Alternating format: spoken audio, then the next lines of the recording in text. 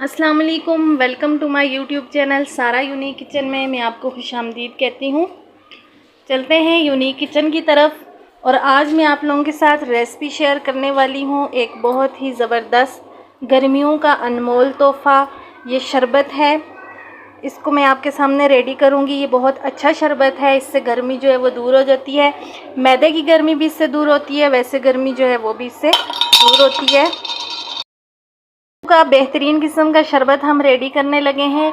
तो 2 गिलास में शरबत आपके साथ मुख्तलिफ 2 रेसिपी शेयर करूँगी। एक जो है वो हम ये शक्कर और सत्तू से जो है वो बनाएंगे शरबत, और दूसरा जो है हम बनाएंगे नशास्ता और लेमन का इस्तेमाल करके। तो चलें स्टार्ट करते हैं। सबसे पहले ये देखें, ये मैंने 1 कप में ले लिया है सत्तू, तो ये मैं इसके अंदर ऐड कर देती हूँ। मैंने इसके अंदर ऐड कर दी है। और अब इसके अंदर जाएगा ये 1 टेबल स्पून जो है वो इसके अंदर ये मैं सत्तू ऐड कर देती हूँ। और उसके बाद इसके अंदर जाएगा पानी।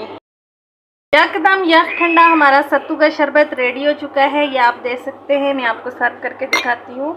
बहुत ही अच्छा ये है, बहुत ठंडा और बिल्कुल गर्मी को जो है ये दूर कर देता है। ये देख लें माशाल्लाह से। अब इसी के अंदर जो है हम ये ऐड कर देंगे 1 टेबल स्पून जो है नशास्ता। ये भी बहुत अच्छा है, मैदे के लिए गर्मी को दूर करता है। और ये हाफ लेमन हमने ले लिया, इसके अंदर हम ऐसे निचोड़ देंगे। माशाल्लाह से कितना इसका अच्छा ओरिजिनल कलर है।